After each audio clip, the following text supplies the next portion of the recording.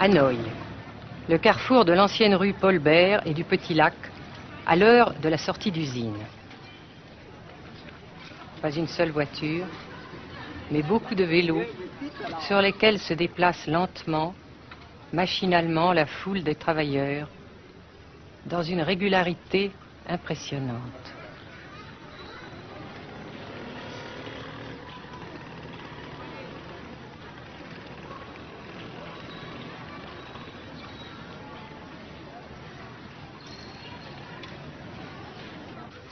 La sensation que ce pays est anormal ne nous a pas quittés au Nord-Vietnam.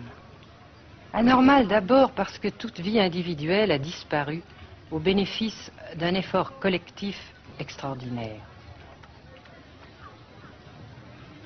Dirigé d'une main de fer à l'intérieur d'un dispositif de sécurité draconien.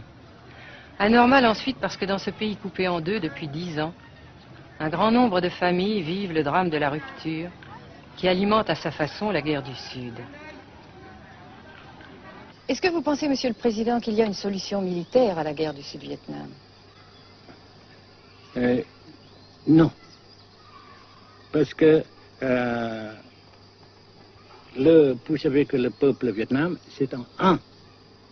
Et le pays du Vietnam, c'est un. Les Américains ont fait une guerre d'agression, comme qui dit, c'est une guerre non déclarée.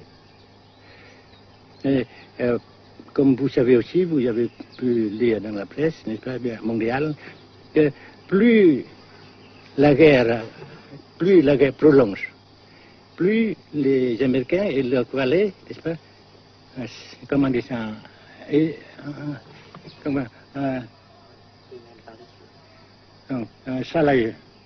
s'enliser, hein?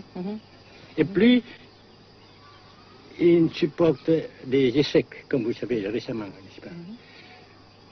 Par conséquent, la guerre ne peut pas durer éternellement. Et je suis très heureux que les politiciens haut placés français ont reconnu cela. Vous pensez que le général de Gaulle pourrait en quelque sorte, à un certain moment, arbitrer le conflit? Arbitrer, qu'est-ce que vous comprenez par le mot arbitraire? Nous ne sommes pas des équipes de football. Hein? Mais au-delà des accords de Genève, si je ne me trompe, une idée du général de Gaulle est la neutralisation de tout le sud-est asiatique. Est-ce que c'est une idée qui vous semble intéressante? Comme j'ai déjà dit quelquefois, c'est une idée intéressante. Mais ça dépend encore une fois de la volonté de ces peuples et la manière comment on procède à réaliser. C'est une grande question, n'est-ce pas? Et je ne peux pas dire que je suis d'accord, n'est-ce pas? Et je ne dis pas que je ne suis pas d'accord, n'est-ce pas? Mais parce que vous dites, par exemple, vous dites fleurs. Fleurs, il y a beaucoup de sortes de fleurs. Il y a des roses, il y a des blanches, des rouges, etc. Et il y a qui sont bons et d'autres qui ne sont pas bons. Mais on dit fleurs.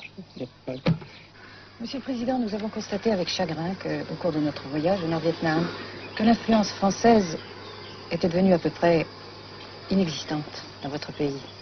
Les moins de 25 ans ne comprennent plus du tout le français. Et je me demande si, à votre idée, des rapports peuvent se rétablir tels que la France continue à jouer une sorte de rôle culturel ici. Avec la France surtout et avec tous les autres pays. Nous voulons avoir une coopération amicale, culturelle, économique, etc. Mais je suis sûr que vous ne voulez pas avoir, n'est-ce pas, que la France ait l'influence qu'elle avait avant. C'est une autre chose. Naturellement, c'est une autre époque. Mais coopération culturelle, économique, qu'est-ce qu'il y a encore, sportive par exemple, oui. etc., n'est-ce pas, nous le désirons. Si la guerre se cristallise au sud et se poursuit encore pendant quelques années, pensez-vous que l'avenir économique du Nord-Vietnam soit viable? Je suis sûr que c'est non seulement viable, mais ça progresse. Parce que vous avez vu vous-même, vous avez constaté vous-même qu'ici, nous travaillons beaucoup, notre peuple travaille beaucoup, avec abnégation, n'est-ce pas, et avec dévouement, avec enthousiasme. Et d'un côté, nous travaillons pour, comment dirais-je, pour, principalement, n'est-ce pas, de nos propres forces, de nos propres... Et aussi, nous avons, n'est-ce pas, l'aide fraternelle des pays socialistes, n'est-ce pas. Alors, nous, jusqu'ici et après cela, n'est-ce pas, nous avons déjà réalisé des progrès. Pas très grand comme nous voulons, mais nous avons réalisé des progrès. Et dans l'avenir, nous progressons nous-mêmes. Mais vous mentionnez là l'aide des pays socialistes.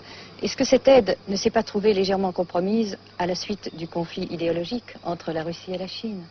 Non, parce que ces questions, n'est-ce pas, différences idéologiques entre nos différents partis frères, c'est nos affaires intérieures. Ça passera. Et l'unité, ça se fera. Mais l'aide fraternelle continue et continuera. Et c'est très précieux pour nous. Bien sûr. Mais certains ont l'impression chez nous, Monsieur le Président, que le Nord-Vietnam se trouve actuellement assez isolé, asphyxié même, et que politiquement, il pourra difficilement éviter de devenir une sorte de satellite de la Chine. Qu'est-ce qu'on peut répondre à cela? Jamais.